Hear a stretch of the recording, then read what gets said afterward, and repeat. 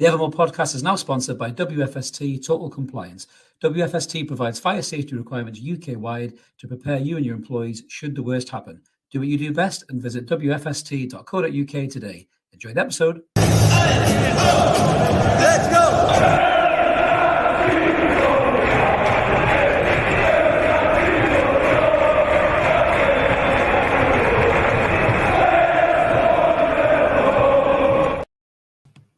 Good evening, everyone. Welcome back to the Evermore YouTube channel. It's Wednesday night. We're back with the Evermore podcast. I'm your host, Chris. I've been joined barely by Mark as long as his Wi-Fi keeps intact. Carl wearing one of the best shirts we've ever had. And can I get a rewind? Ash is in the house. How are we doing, guys? You okay? Proper bow, I tell you. Proper bow, I tell you. Where's Kez, mate? Is he just at the back having a bit of fly around, Ash? Is he, or... Yeah, he's outside chasing cats. I think he's outside Mark's house looking at all the animals.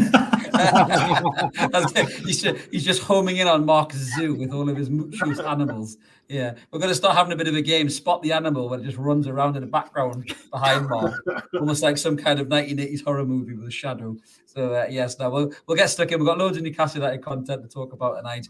Just before we do, a little reminder: if you're new to the channel and you're just checking us out for the first time, please consider subscribing. As you can see by this lovely graphic, we've had loads of new subs recently. So thank you everyone who's clicked that button off the back of whatever video it was you watched.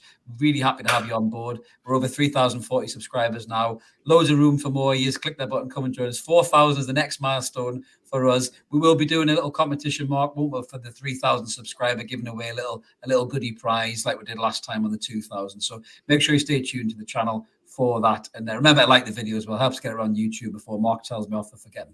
So right, let's get stuck in then. So we've got loads to talk about. The first section we're going to go to is probably a topic we'll never get tired of talking about. How good is Eddie? How good is our manager? It's something that, Carl, you brought up in our chat this week. There's a sensational stat going around about Eddie Howe, about what he could become at the end of the season, mate. So you've done your homework on this, Carl. Jump in and tell us what the situation is, mate. So obviously we love Eddie Howe, and that's great. But if he collects another 13 points from this season, he will become the most points scoring English manager of all time in the Premier League history. It's amazing that. What a stat, man. So considering where we were when he joined, so the little ropey start he had in the first 9 or 10 games, it's almost like Kieran Clark's done us a favour by getting sent off, and then we've actually found like an unbelievable player in Joe Linton, and the rest of it's just transformed and snowballed from there. But yeah, Kieran Clark's like that guy in the War movie who throws himself on a hand grenade just to save the rest of the troop, isn't he? He's going to be an unsung hero of Newcastle United for years to come. Ash, just a point on what Carl is saying there. I mean, I suppose at a time where managers don't get any time or any support, the next big English manager comes and goes, like the wind. I mean, look at Graham Potter, fast forward a couple of months, he was the best thing since sliced bread, future England manager. Now he's the worst Chelsea manager of all time, and he's unemployed and doing God knows what. So how refreshing is it to see primarily us sticking, I suppose, with a young English manager, but also just how Eddie's bucked the trend? No, it's absolutely mint. Like the fact that he's British, I know it shouldn't matter, but it does. The fact he's English, it's a big deal. But in the Premier League, where it's all about the foreign managers and getting the best in the world, and no one pays any attention to the likes of Eddie Howe until, well, I still think there's people out there who don't think he's good enough to be leading Newcastle into the next phase of the project, and that absolutely blows my mind. It's like they all go on about wanting a bigger name, like a Jose Mourinho or someone like that, but at some point they had no trophies behind them. Everyone started from zero. Eddie's got to win one before he can win more, and I think he's going to do it at Newcastle. And like the fact that he's ours, it's just phenomenal. It's class, I love it. Absolutely. Ash, you speak a lot of sense with the lights on, mate. You should keep them on more often, mate, instead of sitting in the dark all the time. Like, great job. Man, I'm a lowly writer. I don't get paid enough to put my electric on. Thank God for sunlight. Sorry, Carl. Go on, mate. You're going to say what seems to be more impressive about what he's done with the transformation as well is that everybody's been banging on about the money that he's spent. Well, look at that stat from the Tottenham game. I think there was 8 players in that starting lineup or something like that, or whatever that was there before, before Eddie Howe came in, or might not, but I think it was 7, sorry. But he's transformed the likes of Miggy. Willock's playing a lot better than what he was. The biggest transformation of all time is Joe Linton. Yeah. So he really, you know what I mean? He's not just about spending the cash and whatnot. He's transformed these players, and like Ash said, he deserves all these media muppets that we call them. He absolutely deserves to take Newcastle onto the next level of the project, and that's spending hopefully Champions League and spending big bucks on getting players who have got even more higher ceilings. Absolutely. And I think William echoes that as well in the comments. We are live tonight, guys. Please jump in the comments as always. More important, it's the money that he saved. As you rightly say, Carl, he's turned these players into something that would have cost us 40, 50, 60 million quid in the transfer market. I mean, a player of Joe Linton's quality would have cost us a fortune. Mark, just coming to you on this one, a great comment there by our mate Woody in the comments, that when Eddie arrived at Newcastle, he had almost exactly the same win percentage in the Premier League as Steve Bruce. That is mental, as Woody says. That's the difference between working on yourself, working on the training pitch, and thinking of a plan, isn't it, really, as opposed to just soldiering on and carrying on regardless and getting the same old shite coming out of the machine that the likes of Steve Bruce does. The definitive difference between Eddie Howe and Steve Bruce, I think you've just hit the nail on the head. That he was, his win percentage for across his time with Bournemouth and stuff. Yeah, it was Bournemouth. Let's be fair to him in that regard. He's managing an extremely small club in Premier League standards and done a very good job. But the fact he lost, I guess they lost their way a little bit. He moved on. He went and learned, and he went and improved himself as a manager. Is something that Steve Bruce never did, and was never willing to do. He was never willing to take a year out to go and do that.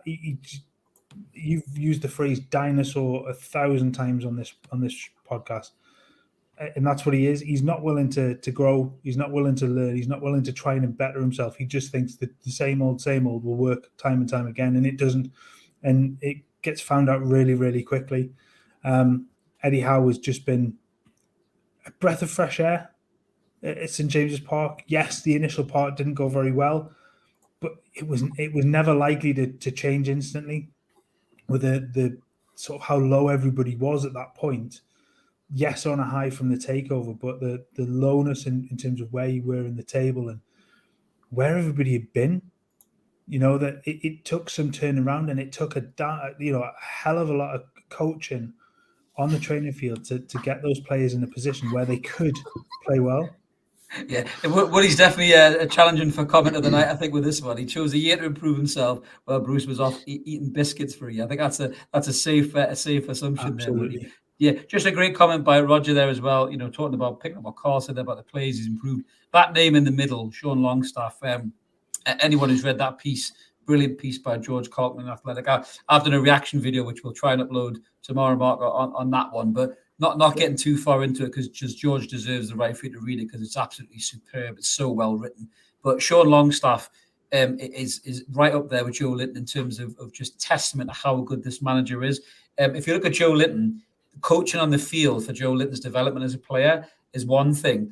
With Sean Longstaff, it isn't just on the field, it's off the field. It's what Eddie Howe has done for this kid mentally, physically, professionally. Everything you could possibly imagine has just been such an admirable thing to watch as a football fan, as a human being as well. Not to sound too ineloquent, but Steve Bruce is an utter wank in every possible way. As a football manager and as a human being, he's clearly a complete fuckwit in so many ways that has no place in the modern game. And I think Eddie Howe's development of those players and of those lads as human beings is testament to that, lads. I mean, either one of you, what do you think of that? Do you agree or disagree? I feel a rant coming on. Too many, mate. Too many. I'm going to put myself in the hospital bed, I think, if I keep going. There was one line in what Sean Longstaff said in that Athletic article the day that I did a story on, and it was that in that first month, in January, it would look like he was going to be out of the club when Eddie Howe come in. And in that first month, he said, I talked about Eddie Howe in that first month than I did Steve Bruce 2 years prior. And that just for me sums everything up. I said that in my video coming as well, mate. That just sums it up. I mean, people like Bruce, not to take a slight kind of step away from Eddie, because we want to talk about how good Eddie is, but people like Bruce are the past of football, aren't they called? They're the past of football. People like Eddie is the future of the game. Yeah.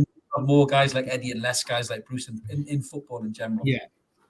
But the problem you've got these days is that the people like Steve Bruce go into punditry and chat absolute bullshit. So they're always around. Do you know what I mean? Which is great for our content because we can do loads of rant videos. But you just have to look at the coach. And I think when Steve Bruce won the last Manager of the Month award, it was like him on his own with the picture. Then he did it with all the Steves that he had. And there was about 4 or 5 of them. You fast forward Eddie Howe when he won it.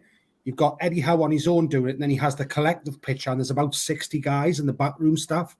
Yeah. And how are players supposed to develop as not only professional football players on the pitch, but also as men and like human beings? If they've literally their gaffers only tell them to come into training 3 times a week. I mean, it's supposed to be a professional football club, not semi-professional. Do you know what I mean? So it's just polar opposites, mate. He's an absolute cop womble. I think even semi-pros train more than that. That's why they like say Gabriel Bonglahor love and stuff, because they used to give him Friday off or whatever, so he could comb his little shit pube tash and enjoy his weekend, having all of 3 touches for Aston Villa in games. But I mean, obviously, that's long behind us now. We've got this brilliant manager. I still think he should be manager of the year if we finish the Champions League, which I think we've got a good chance of doing. We're going to have a quick look at this in a minute for the remaining fixtures. But I think for me, if you look at the managers that's up there, if Arteta wins the league, you've got to give him a shout, to be fair. Respect there for that, for breaking the status quo. But if Pep wins the league, which could very well be decided in about 45 minutes, in terms of the game tonight, I think Eddie Howe's got to be up there for one of the managers of the year. And he deserves it, and I think he's only going to get better, lads. He's only going to progress. But moving on to the remaining fixtures. So the Magnificent 7. So we've got 7 games left now in the fixture calendar, which are these games, if anyone didn't know. So we currently sit 3rd in the league after 31 games, 59 points, which is incredible. We haven't seen those kind of figures since the Bobby Robson days. But obviously, these are the games remaining, lads. Just kind of, we'll go through these kind of individually, I suppose. But starting, obviously, Everton, we're going to save the Everton preview just towards the end. But there's some real winnable games in there. Mark, come to you first. You've got the likes of Southampton, Leeds, Leicester. They have got to be winnable games, mate, having them for Newcastle in this run-in. Yeah, I think you look at that list, and of 7, you have to be looking at 5 wins. Got to be. I don't think you can look at Everton, Southampton, Leeds, Leicester, probably Chelsea, or Bournemouth, Brentford, Brighton. Jesus wept. Believe it on the Wi-Fi. It's water in there, I swear. Brighton are going to have a tough time because they've got an awful lot of fixtures to fit into a short space of time. And if they pick up a couple of injuries, they're going to have to rest players, that sort of thing. They might struggle a little bit in that regard. So it could very well, you're looking at maybe 6 wins out of the final 7 games, and then whatever against Arsenal. I mean, I think that's what you're looking at. It's not an easy run-in because there are teams fighting for their lives, but it's a run-in you'd rather have, especially the position that you're in already. Yeah. Ash, where do you think the tricky games are coming in those games? I mean, there's some big ones in there. Obviously, Arsenal at St James's, Brighton as well. St James's, Brighton are playing brilliant football this season, to be fair. Is there anyone in there that really worries you, mate, in terms of where you think we might come unstuck? Nah. Confidence. If you'd have asked us last week, it would have been a completely different story after the Villa game. But no, I think Chelsea's always tricky, regardless of how shite they've been all season. They're always tricky. Arsenal might be, depends what happens tonight, I think, as to whether Arsenal have just given up by that point. Brighton, I'm not worried about. The only fixture I'm worried about is tomorrow's. Right. Obviously, we'll come on to that later on, but that's the only one I've got a slight worry about. Well, it wasn't you slagging them off, mate. It was me. It's good job I'm not going. They'll be after me, mate. I tell you what, after that video. Yeah. Can you imagine, Chris? Jesus. I'll have to wear a disguise. I'll have to wear a beard and a pair of headphones and pretend I'm Ash, to be fair. But it's a good comment there, Carl, from Mr. Taylor 150. All the teams around us play each other we might not even need those 5 wins. That's a great point, Carl, isn't it? Because they could come unstuck against each other, really, mate. I say this every week, but we'll definitely know more tomorrow because, you know, as I agree with Ash in that run-in, I'm concerned about tomorrow, and I'll give my penny's worth of why later on. But I think Arsenal's heads, if they get beat tonight, their heads could go because we played them a similar time last season around this time, and the fans will turn up for Arsenal. So I think we'll give them more than a game. Like the guy said in the comments there, Brighton have all of at least there's a couple of the top sides that they have. And as Mark said before, their squad's not that big. Plus, they've got to cram in all those games in less time than everybody else. Their games in hand, people are saying, yeah, but Brighton's got 2-3 games in hand over people around them. Yeah, but have you seen who those games in hands are against? Yeah. It's against, I think, 1 game in hands against Man United, 1 game in hands against ourselves. And I think another one might be Man City as well. So there might be games in hands, but they're against sides that are above them in the league. You know. Yeah. So sorry, I think. Sorry, Carl, go on. I was just going to say, I think, like, out of the games, I think, you know, we I don't want to stick me neck on the line, but if we can navigate tomorrow and come away with like minimum a draw, I think we could potentially go unbeaten for the rest of the season, whether that be wins or draws. No, I think that's a fair shout. I mean, you look at that games there. Obviously, we'll get into the Everton one in a minute, but I think Southampton at home, I think is a win. You know, I think the way we are at home and the form that we're in. Arsenal at home, I honestly, I don't think Arsenal want to come to us. Certainly, as Ash says, that if they've capitulated tonight, you know, that's a tough bloody game for them to come and try and get back on track and hope City slip up at some stage. You know, they bottled it at St James's last season. They could bottle it again. Leeds away, I watched a bit of Leeds. I certainly watched Leeds against Liverpool, and it was a knife through Butler. They were slightly better against Leicester, but we could destroy them if we show a full tilt and Isaac's fancying and Murphy's feeling juicy. You know, they could be a big trouble against us. Obviously, Brighton's a tough game. You know, Leicester and Chelsea, as Mark says there. Chelsea, the only thing with Chelsea is obviously if the stories are to be true that Pochettino could be in by the end of the week, they could have a little bit of a new manager bounce and they could want to finish the season strong. So the Chelsea game might be a tricky one, but I'd like to think by then we'll know we're top 4 or not top 4 by then. Yeah, so I don't think the Chelsea game will really matter in a great deal, lads. You know what I mean? But you were nodding there, Mark. Do you agree with that? Do you think the Chelsea game could be just a bit of an end of season exhibition type thing? I think players on the beach at that point. I think it's all done and dusted well before then, to be fair. I think everybody's said exactly it. You know, the main point is that the teams around all play each other. They're going to knock points off each other. The only one that isn't, and I think Roger put it in the comments, is Liverpool, who only have to, I guess, by name, they've still got to play Fulham, Brentford, they play Villa, they play Spurs. You kind of, in the form that they're starting to pick in, you think that they'll win those games, but they're too far behind. I mean, it takes something catastrophic. Yeah, exactly. It takes something absolutely catastrophic for them to overhaul that 9-point gap within 7 games. It's not going to happen. And then everybody else plays everybody else, really. So I think the talk of that 13 points making it might not even need that, to be fair.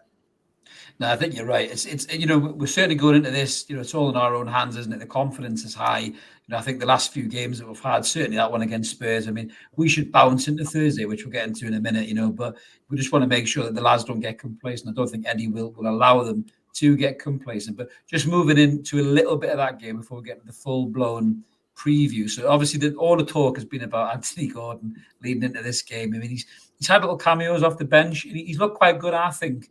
In his cameos, you forget the little Brentford wobbler that he had. In the main, I think he's looked like he offers something to the team. He's got blister and pace, and it's almost like, I mean, you know, he was a Fraser Forster shin away call from getting his first goal against Spurs. I mean, mind you, Spurs were that shit. I think we could have come on and got a goal against Spurs at the weekend, but he did look quite decent. This game is huge though for the young lad. He is a bit fiery. He has got a bit of a head on him, as we've seen.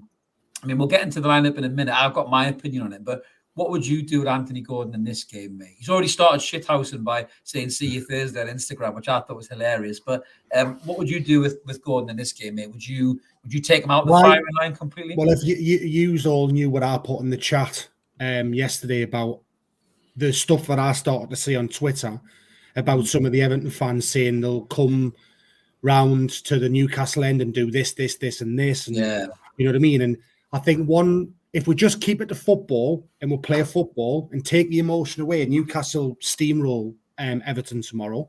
And again, we'll come on to that in a minute. But because there's going to be that much emotion attached to the Scouse Mackems, I wouldn't even have them in the squad. And I know Tim said, I've just seen that comment pop up there, but personally, I would diffuse the whole situation.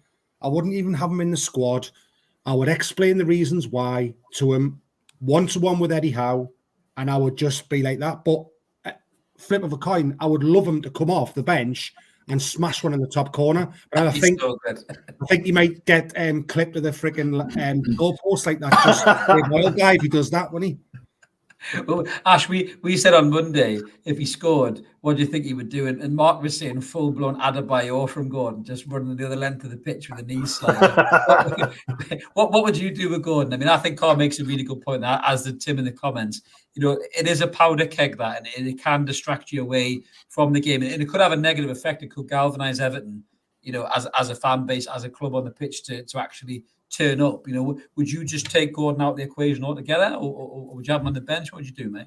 I never thought of taking him out altogether, but I didn't ever think that we should put him on the pitch at any point, because it just becomes a sideshow. The fans will get on his back. His head will go. He'll do something stupid. He'll get sent off. All the other players will just be winding him up. All the Everton players, and it'll just become a bit too spicy. Something bad will happen. It's not worth it. I mean, keep him on the bench by all means, because having him on the bench will wind Everton up without doubt. Get him to warm up loads. Definitely, keep him running up and down the touchline. Just like that, doing the whole COVID on the sideline, that would be absolutely class. let him celebrate the goals by legging it round the pitch, but keep him away. It's too volatile, and it'll distract from what we're trying to do. Yeah, Mark, the new monkey, loves a bit of needle. He's saying he would play him. It's written in the stars that he would score, and Ian's in the comments as well saying he'd play him. I bet he's busting a gut to get one over on the Everton fans. There is that as well, but is there the danger that if he does play, he tries too hard and his emotions get too ahead of him, and then you see a 2-foot tackle, or you see a bit of a scrap going on, and then the referee will be looking to get him, won't he? The first thing he does, he'll be looking to put a marker down and control the game. Gordon will be labelled that, won't he? I think so, and I think the Everton players would target him to wind him up to that point, because they know he's got that. He has got a little bit of a short fuse of time. He's got a bit of a strop in him. I don't think you start him. I definitely don't. I think then you have him on the bench. I like Carl's idea, warm him up as much as humanly possible. The only downside I say that then gets the fans going, and the Everton fans. Was it last week or the week before? They were deathly silent, and there was nothing from the roars. There was no atmosphere, and I can't remember what it was that sparked them into life, and then they never shut up. And that's the danger. And then all of a sudden, Everton got a little bit of confidence about them and started to play a little bit, and that's the danger. If you start to do that when you've got a goals clear lead, so 2 or 3 goals clear lead, fine. But to do that early in, you don't want it. You want to quieten the crowd off. If you suddenly bring him out after 10, 15 minutes and start to warm him up, that's going to fire them up. And that then fires the players up. So I don't think you do that. I think you keep him for as long as possible without trying to do that. Yeah, so what Jordy Jack says there, if he doesn't travel, it deflates that Everton crowd immediately. Carl, you made a really good point there, just in the chat, that Gordon himself, he's a young lad. He's quite an emotional kid as well. He's trying to find his way to utilise that passion, that fire he's got, a bit like what Rooney's had and Barton had, and all these, even Gerrard had this fire as well. Those kind of players from the Liverpool area. It could set him back, couldn't it, if he plays this game and he does something a bit daft in the heat of the moment? Yeah, he can be quite rash. Look what he did in the reverse fixture when he played for Everton against us last season. When he joined the show, that meme of Shaw pushing him back and stuff like that when he went for Trippier. The thing is with that, Eddie Howe loves that raw aggression, and he doesn't want to take that away from him. But look what happened at Brentford. He said he doesn't want to take that away from him, but at the same time, he needs to be able to control it.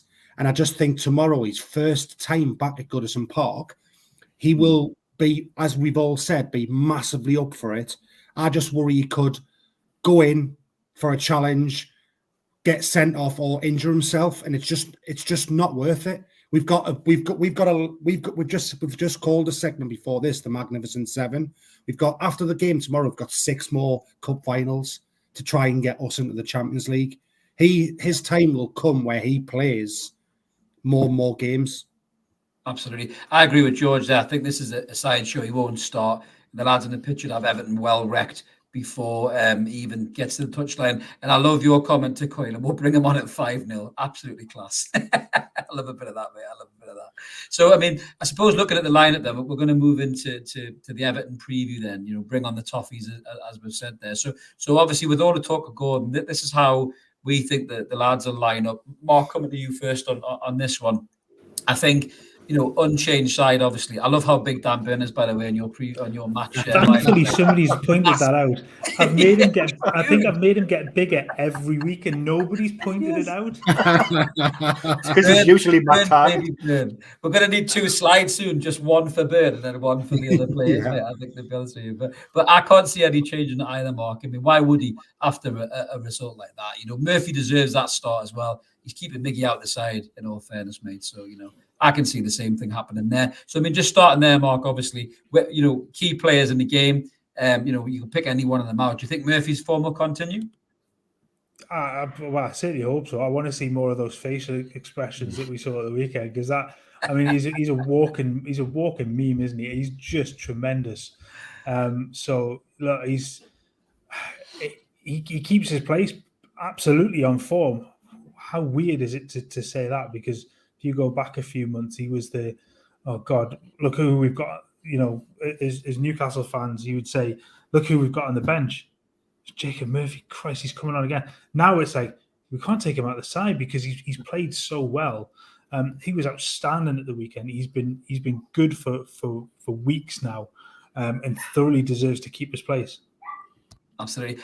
Ash, one player who was amazing against Spurs was Joe Willock. I mean, that pass for Isak's goal, that little telepathy that him and Isak are developing. I mean, I'm hoping for big things from Joe Willock in this game. He's been really good last few games, obviously Villa aside.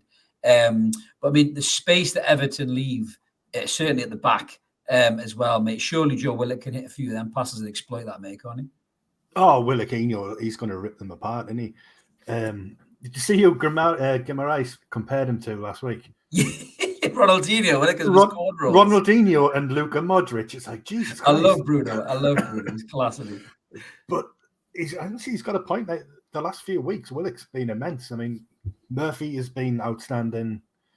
I can't pick a bad player in our team at the minute in our starting lineup. Yeah. And even the bench is starting to look strong. Like, you look back at the start of the season, like Mark said there about Murphy, you just roll your eyes every time you saw his name on the team sheet, let alone whether he was. I really did. I'm not going to lie. I really did. I've had to write so many apologies in the last 2 weeks. Like admitting that I used to slag him off on a weekly basis, because all I've been doing is writing praises for him the last 2 weeks. Yeah. I felt like a hypocrite. So. Yeah, I'm loving Murphy. There, keep him. We'll be there. My first article I ever wrote, of him. Yeah, my first article I ever wrote for a well-established fanzine was how crap Joe Linton is, mate. We've all been there. Don't worry about that, mate. True. Comment there, called by Roger. I'm not sure about that one from Roger. I wouldn't mind seeing Lascelles in for Shaw. Long-ball aggression would suit Jamal. I get what he's trying to say. There was a little bit of a story going around, Carl, that Lascelles might be kept on at the end of the season. Mate, your reaction tells me everything there. I mean, I was exactly the same as you. Is that a step back for us? And should Lascelles get a game in this game if it's going to be aggressive? I understand that, but it all depends if Shaw's a doubt, as rumour was he might be. If Shaw's a doubt, he comes in, doesn't he? Because he's the only one there. Without changing it too much, but for him to be here next season, I don't think that means the club is like moving on as much. But we've got to, what we've also got to consider as well as we've also got to consider this homegrown and this English thing if we do get into the Champions League. So there is that to think about. He might just end up doing a Matt Ritchie and never playing. Do you know what I mean? Or coming on for like a 30-second cameo. So it depends if he wants to sit and pick his paycheck up. Because I certainly next season, if he stays, I certainly wouldn't have him as captain. No. Well, I think he's not really captain in my eyes anyway, Carl. He's the he's the club captain, but Trippier's the captain. Yeah, he's the club captain, and you can have a field captain, a club captain, but Trippier has everything, isn't he? He is. So, yeah, that is a good point by Craig, Mark, that Lascelles is the only defender who seems to be able to attack the ball in the opposition box. Even though you've made Dan Burn 65 foot tall, he doesn't seem to be able to head a ball in the opposition box. That's really something he has to work on, mate, isn't it? The old Blythe Maldini or Blythe Baresi. The Blythe Baresi, I'll call him. He doesn't have the greatest timing in the opposition box, does he? No. He always seems to get his run or he gets his jump wrong. And I mean, Newcastle should be scoring far more goals at set pieces with the height that they have from Botman and Burn. I'm not sure what's later from Blythe, the 308 or Dan Burn. It's a close contest. It really is, mate. I've got to say.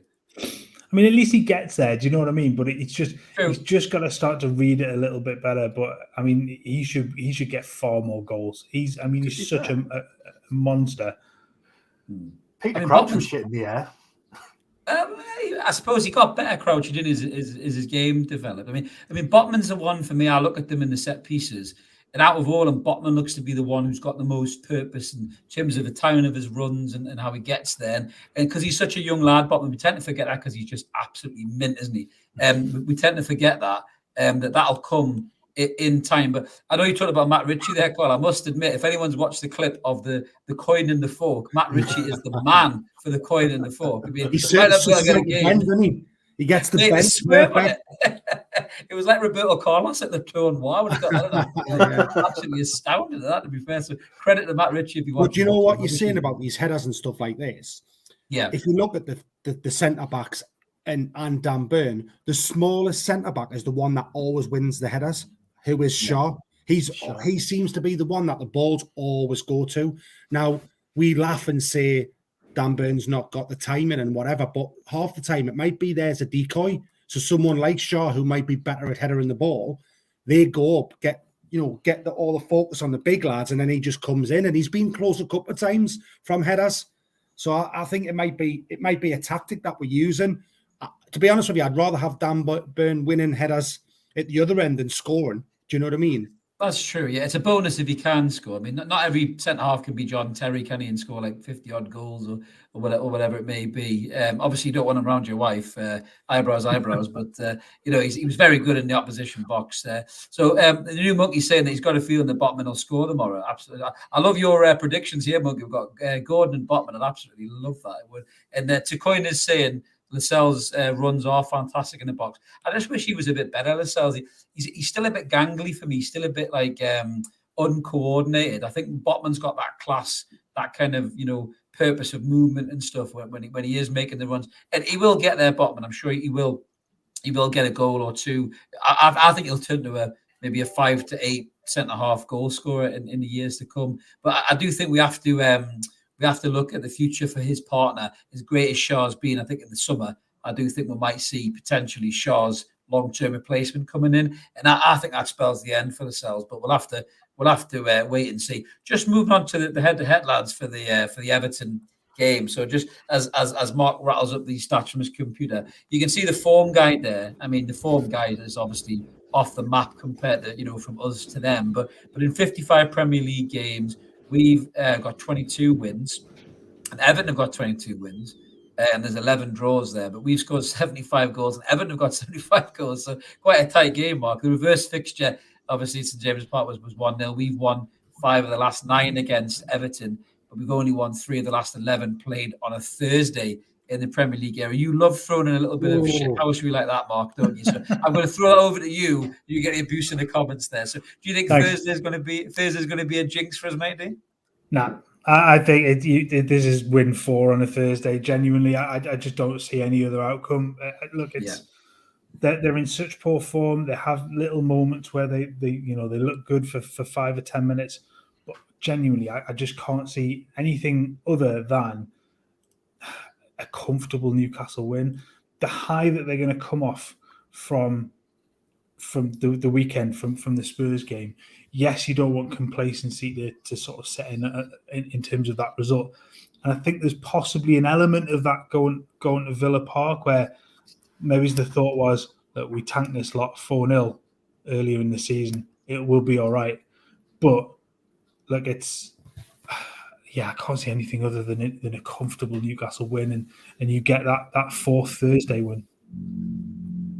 Yeah, absolutely. I mean, Carl, you're a bit more nervous about this, aren't you? You think this might be a little bit of a potential banana skin, mate. Please elaborate on why you think that's good. No, I just think it goes back to the emotion. They're trying to whip up like they did last season when they were on the verge of going down. They're trying in this little bit of a run, and their fans are trying to whip up all this like emotion from the fans, and I think they do create noise at times. Mark said they were quiet, and then something will happen, and then they won't shut up.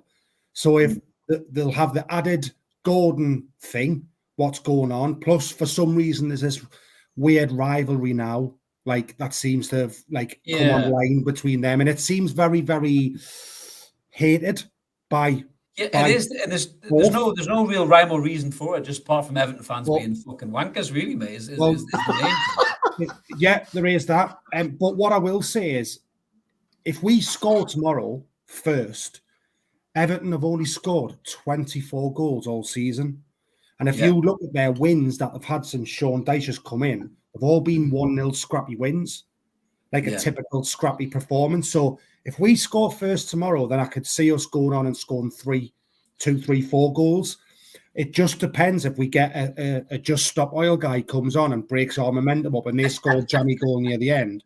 But they will they've got a record of they've conceded 46 goals this season and only scored 24. Do you know what I mean? We've conceded one more than they've scored. So if we score, mate, then I think we could run away with it. But it's just the emotion of everything that I get worried about tomorrow. Yeah, I mean, I must clarify, not all Everton fans are wankers, by the way. It's probably more the social media ones that are more the wankers. Yeah. But the new monkey says there he's grown to hate Everton more than he hates Sunderland, which is crackers, really. And Craig says they'll just have an oil toss pot on red alert probably. But I think, Ash, just getting your take on this. The weird thing is with the Everton fans, I mean, the reason I probably recorded that video and said I'm sick of them. I mean, they are stinking up the Premier League. They've been hanging on by the ball hair for years, right? And we were the same years ago, as with Villa, as with the Mackhams, where you were just constantly shit season after season, minging football, just surviving the last 2 or 3 games. And all the neutrals were looking, going, oh, God, they're so shit. Why are they still here? And that's where Everton are now. They've gone through a raft of managers, decent managers as well. They've probably got a very good manager for a relegation fight right now in Sean Dyche, because I like him. I think he's a very good manager, and I have got some good players. But I just don't think they've got the bottle to win a fight like that. You see the likes of Calvert-Lewin and who's the other kid? Was it Tom Davies, who they spend more time walking around New York dressed like a couple of wankers from Ferris Bueller's Day Off than they do actually winning football games, But where do you see this game going, pulling it back to the game? I mean, we are obviously massively informed. Confidence is high.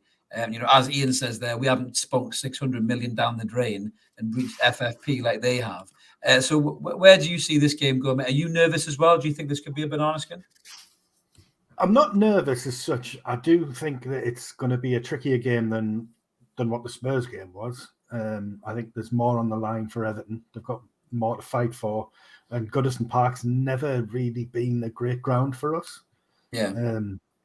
But they have got Jordan Pickford in goal, who goes to bits against Newcastle. So he really does, doesn't he? That's always a bonus. And like Carl said, if we get one goal, it's game over. We'll just start piling them in. I mean, I've got a prediction of 3-0 that I said yesterday. But yeah, I'm not as anti Everton as everybody else is, but I think that's just born out of the fact that I do a podcast with an Everton guy in it. Who's not a wanker, who's a nice guy. Week by week, I just see the light going from his eyes, and I'm starting to actually feel sorry for them. Oh, yeah, proper Everton fans I would feel sorry for, but I think the problem is with Everton, they've always felt like the bridesmaid, never the bride, because Liverpool have been so successful, and I can sympathise a bit with that. But under Moyes, I actually quite liked them. I thought they were quite a well-run club. They always punched above their weight. They had good, hard work and honest players, and a manager that reflected that. But ever since they got bought by the new owners, they've got this horrible self-entitled kind of opinion of themselves, and they picked this battle with Newcastle United. They since we got the money. And we didn't, go and spend it all like that. Remember, who was that tosser who won the lottery, Mark, and he blew all the money? The bin man. That's Everton. That's him. Remember the guy who spoke 10 million on the lottery? Now he's back on the bins, right? That's it. Yeah, he's back on the bins. That snorted like 8 Mile of coke and then blew his whole lottery win. That's basically Everton as a football club. They're ruining this rich privilege that they've had. I do feel bad for them about Ancelotti because he obviously left them when his ex-wife come back, who was far prettier and pissed off back to Spain. But I do feel a bit sorry for him in that regard, Mark. But I think you wanted to add something to the stat there, didn't you, before I get more Everton hate in the comments?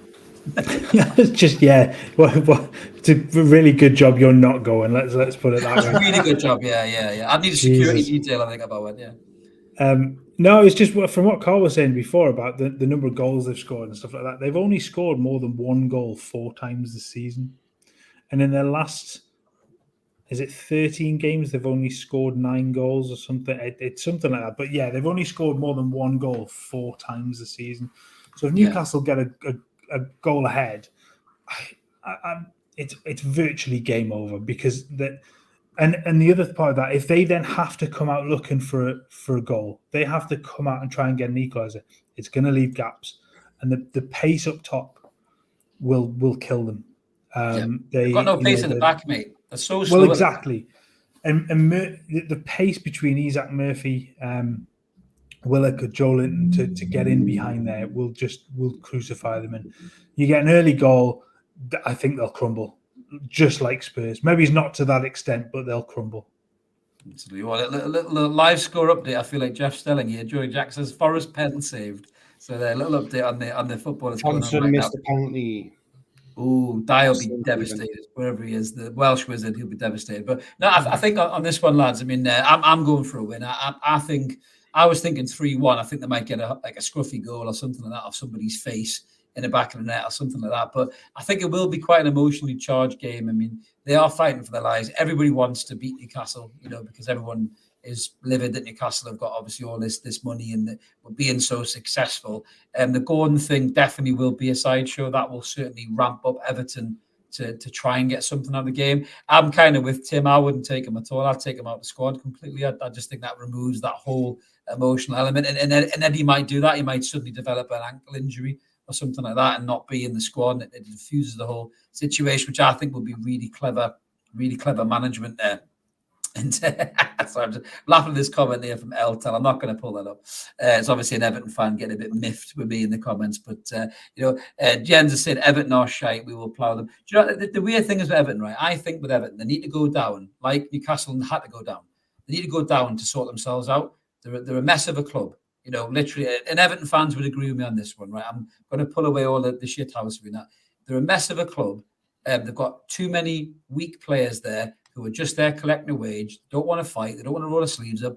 We had players like that for years, lads, didn't we? When we went down, we had a right bunch of just spineless cowards that were never going to get us back from the Championship to where we needed to be.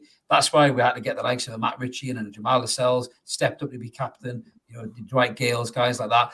That got us back out the Championship. And Everton need to do the same. If Everton go down and stick with Daesh and come back, they'll come back stronger and better. And then maybe some of the fans will get a bit more humility about them and stop picking fights with fan bases that they can only envy who are going in the Champions League next season. So that's my last say on that one. A little bit of shithousery just sprinkled on top. But yeah, I think 3-1 to Newcastle. Mark, what's your score prediction? I will go 3-0. 3-0. Carl, you're a bit more edgy, conservative. No, I just think it's just the emotion, like the emotion of the old Eltel in the comments being very highly charged. If we can get past that and play football, and take that emotion out of it, then we will win. If we let that like fester, then it could be a close game, but we just need to score first. Yeah, absolutely, mate. Absolutely. Yeah, I mean, it's only an opinion. I'll settle down, Bonnie lad. But yeah, I think, what were you, Ash? What do you think for the score, mate? Yeah, I'm with Mark 3-0. I know 3-0. I've said it's going to be tight, but it is. It's going to be a scoreline that flatters us, but it's going to be 3-0. Yeah, absolutely. And Ian's agreeing. He's saying 3-0 will just be too much from over 90 minutes. I think we're a better side. And whether Everton were having trouble or not, whether Everton were way away from the relegation fighting in mid-table, we're still a much better side, and I think we would beat them if we turn up and play the game that we can play. We just got to make sure the lads don't lose their heads and don't get rattled. And I think that's why the Gordon thing is probably a very important thing to do. So just before we shoot off, Jens has just saved me the job there. Like and subscribe. Thanks, Jens. Really appreciate that. If this is the kind of thing you like and subscribe, guys. Come and join us. We're over 3,000 subs now. All Newcastle United content. So if you fancy a little bit of a chat and stats, smash the button. Come and join us. We'll have 2 live shows Mondays, and this one you just watch on Wednesdays, and pop-up videos for opinions and occasional rants, cough, about many football subject matters that sometimes rile some fans up. But listen, it's only a bit of crack. It's only a bit of an opinion. Bless them. Don't get too angry. If you're that riled up by something, you need to walk away from the computer screen. Yeah, just don't watch it. Just don't watch it. It's a bit like me in the BBC News. I just don't watch it. There you go. But anyway, guys, that's us. Are you in GMB? I do, just because that riles me up even more. But I won't get into that one. But yeah, that's us all done for this week, guys. Thank you so much to everybody who's joined us in the comments. It really helps the episode flow. We're all about to shoot off and have a nice, relaxing evening and watch City and Arsenal and see how the title unfolds. So until then, guys, keep supporting that team, McCoy United, and we'll catch you all next time and evermore. See you later. Take care, guys. Cheers.